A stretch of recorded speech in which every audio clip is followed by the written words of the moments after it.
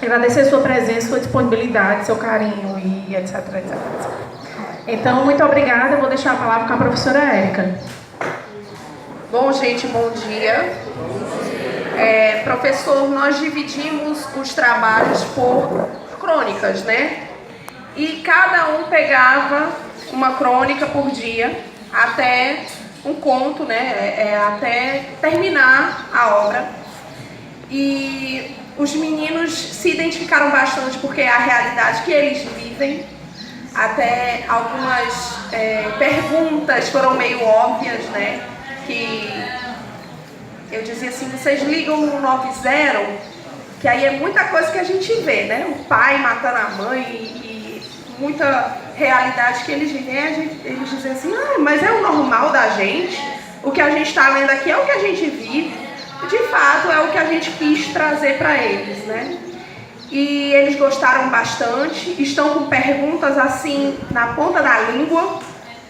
Nós fizemos questionários dos livros. Eu tenho, inclusive, que a gente tem que pegar também as fichas de interpretação de alguns. Então, é o bom dia de vocês, né? O bom dia para a gente ver, de fato, se tudo que a gente leu é realidade, se tudo que a gente leu, a intenção do autor, de fato, era aquilo ali que a gente estudou. Então, gostaria que você assumisse.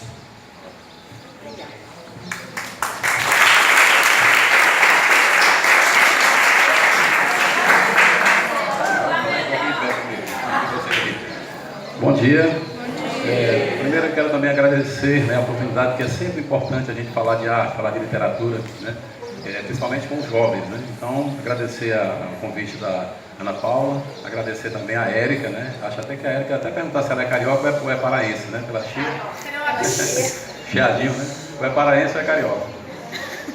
E agradecer a oportunidade, é sempre um prazer, né? Eu acho que a gente realmente tem que ver as coisas. A arte, por exemplo, é algo que é importante a gente enveredar por esse caminho, porque é uma dimensão a mais que a gente cria na vida da gente. Então será um prazer saber que o livro foi estudado. É mais um prazer. Agora, é claro que não exatamente por ter sido meu livro, mas que vocês continuem sempre estudando. Eu acho que vocês têm duas pessoas aí, como a Érica e a Ana Paula, que vibram com essa ideia da literatura. Então é importante realmente esse estudo, né? Estudar arte, estudar literatura. E não necessariamente que as pessoas que estudam língua portuguesa, eu sempre digo isso para meus alunos, que eu também sou da letra, né? Eu dizia, não é que você queira revelar nas salas de aula novos casos do Drummond de Andrade, Jorge Amado, né? Ou sim também, né? Mas assim, não é, a intenção é que a gente use cada vez melhor a língua portuguesa, que é o nosso grande instrumento, né? Então, a gente tem que tratar bem esse instrumento, que é exatamente por ele que nós estamos aqui nos comunicando, né? Então, eu valorizo demais a língua, é uma língua lindíssima, o português.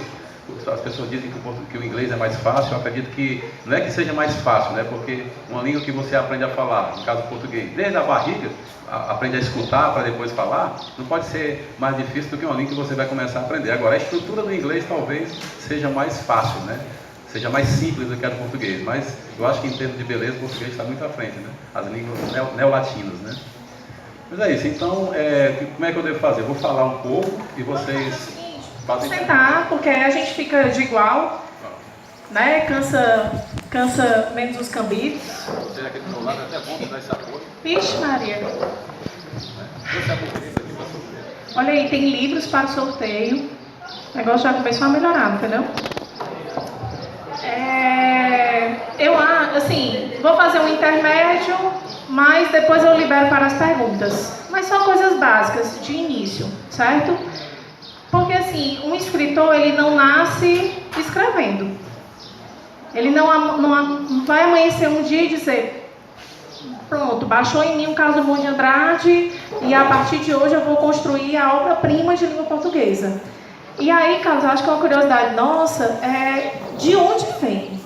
Como começou? Eu sei que você é um cara assim como eu, do interior, né?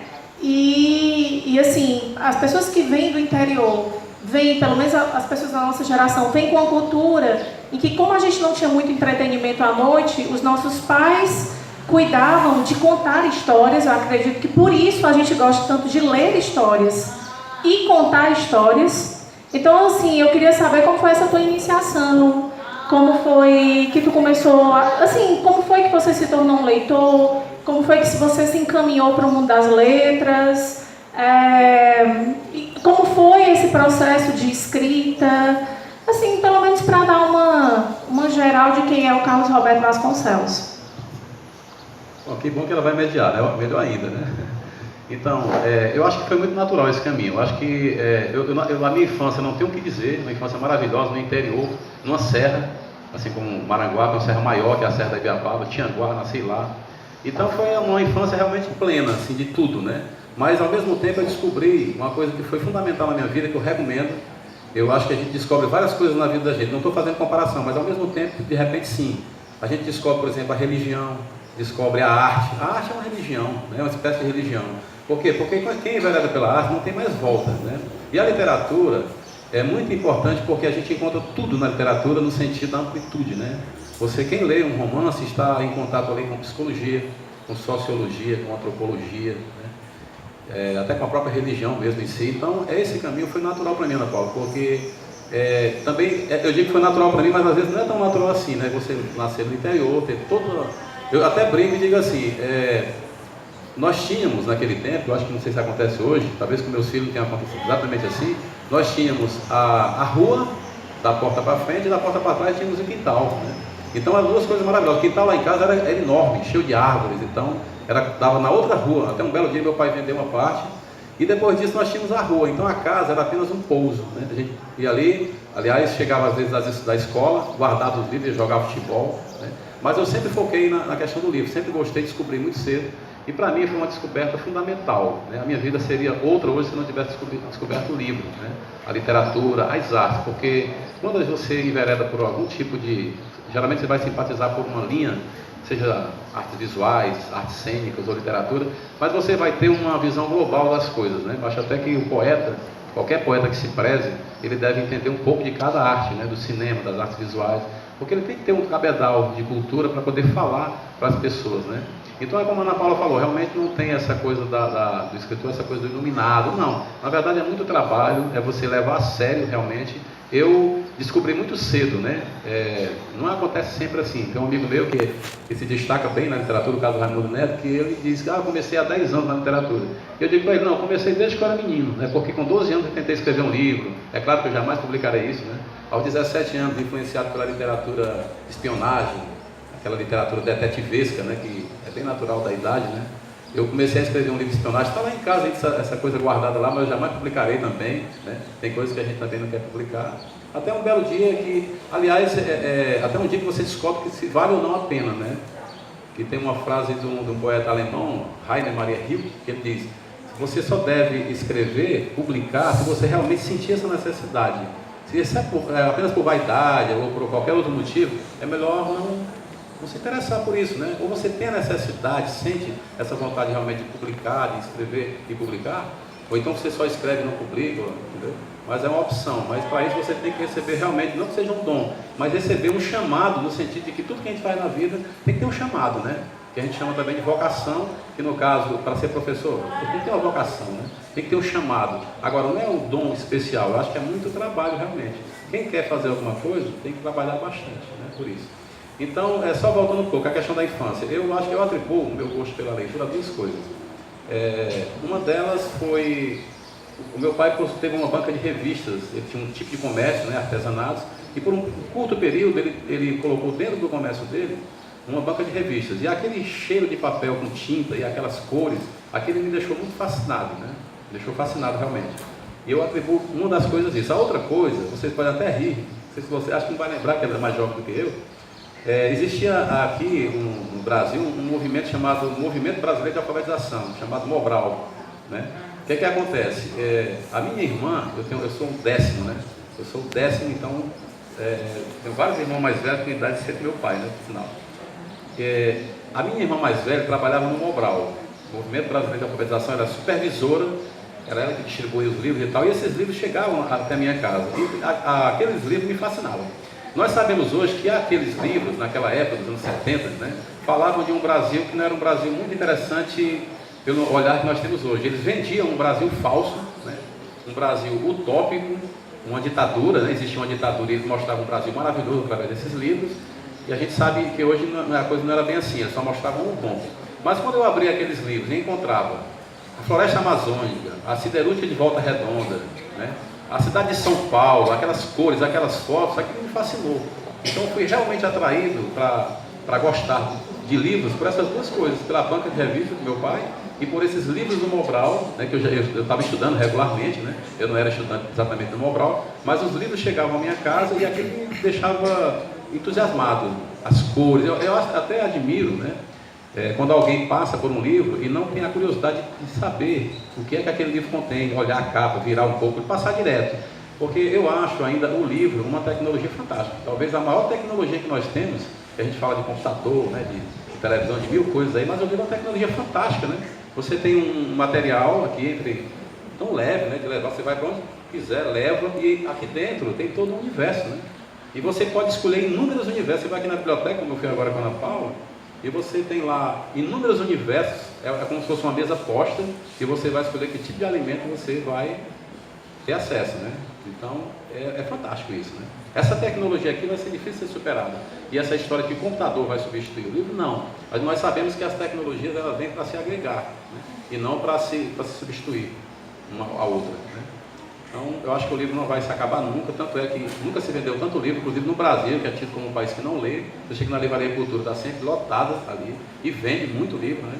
Eu conheço todos os sebos de Fortaleza. O sebo, para quem não sabe, são as livrarias de livros usados, que você compra por um valor menor, e ali você encontra coisas fantásticas, edições maravilhosas, autografadas pelos aqueles autores que já faleceram, né? Então é isso, eu acho que o livro é fantástico realmente, você deve procurar, né? Sempre ler alguma coisa, e o meu caminho foi esse, né? De descobrir o livro. Certo, mas em relação à tua formação acadêmica, porque assim, eu acredito que você não fez letras em Sobral, acredito que você fez por aqui por Fortaleza. Como foi que você chegou até Fortaleza, como foi esse trajeto, né, de vir à capital, e como foi assim, porque algumas pessoas acham que quando a gente faz o curso de letras, a gente detém todo o conhecimento de tudo, de gramática, de literatura, de produção de texto. Então as pessoas acham que a gente sai de lá meio que uma gramática, meio que um dicionário, e que na verdade não é. A gente vai para a universidade para desconstruir conceitos.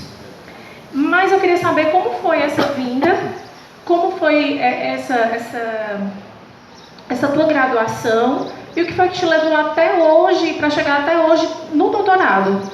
Já. E dentro desse período, claro, a feitura, a escrita, a produção de 2 livros. Né? Ambos eu tive o prazer de ler, e talvez o primeiro tenha ganho meu coração, porque foi o primeiro que eu li, né? E que foi justamente que me levou a ter amizade com você. E eu queria saber como foi assim, o processo dessa feitura, dessa criação. Começar pelo trajeto, né? Eu tive uma inspiração. O meu segundo irmão mais velho, ele é da letras, né? Quando ele saiu de lá, não tinha nascido ainda, ele saiu com 18 anos, para você ter uma ideia, né? Meu irmão mais velho mesmo, 20 anos e meio mais velho que eu. Ele veio para Fortaleza, ele não tinha nascido, tanto é que ele mandou uma carta e não falou meu nome. Aí minha mãe disse para ele, olha, tem mais um, fale o nome dele na próxima carta, né? Que tem mais um irmão, né? Então ele foi inspiração para mim, porque ele também gostava de ler, né? E ele veio para cá muito cedo para estudar. Ele, na época, ele me conta hoje, ele lia a revista Seleções, que era uma revista, ainda hoje existe, nunca deixou de ser editada. É uma revista americana, mas tem muitas coisas interessantes nessa revista.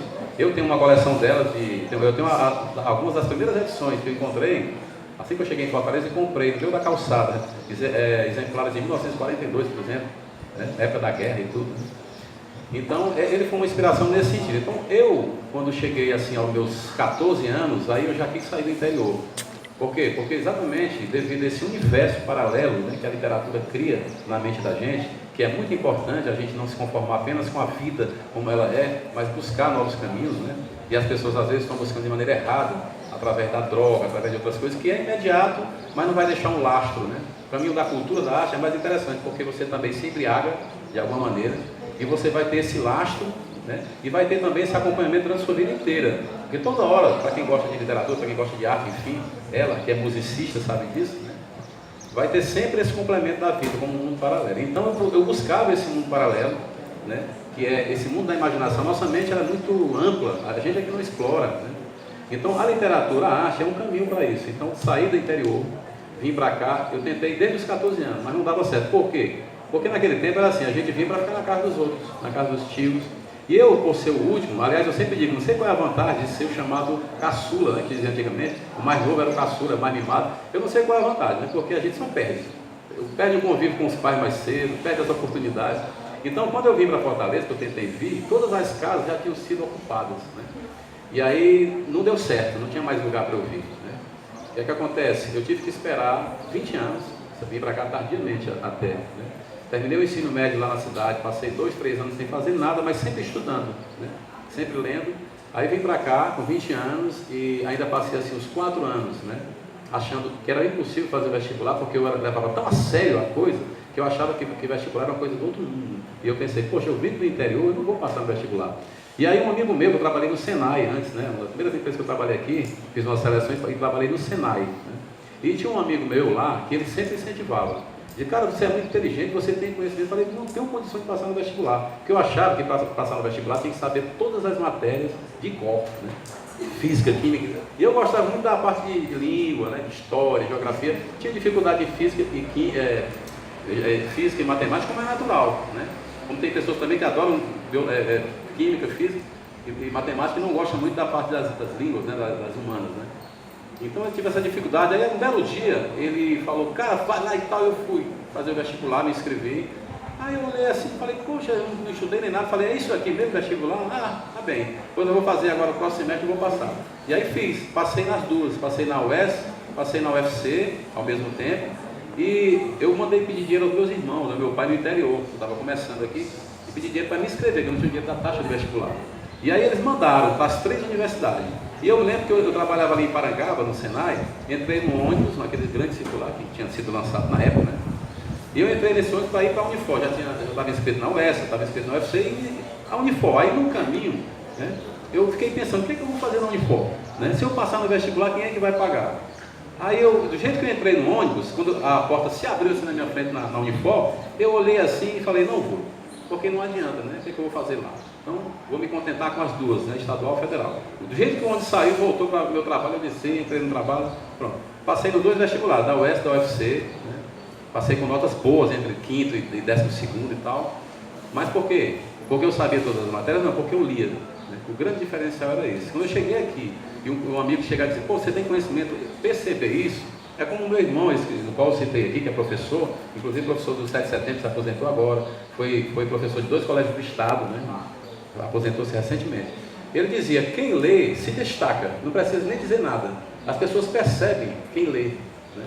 Quem tem interesse por outras coisas a mais. Você se torna de alguma maneira especial, no sentido de ser melhor que os outros? Não, mas de alguma maneira você está se destacando porque a leitura, ela impregna na sua mente de ideias, de raciocínio, até para matemática, eu costumo dizer, e eu dizia muito para os meus alunos, que para estudar matemática é importante saber ler, é importante ler.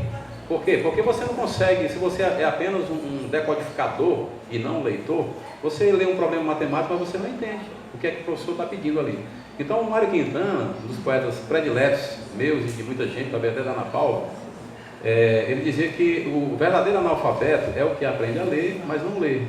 Então decodificar é uma coisa, ler é outra. Porque cada vez que você vai lendo, você vai ampliando esse poder, esse nível de leitura, e você vai abrindo sua mente, né, para muitas outras coisas, para o raciocínio, para tudo.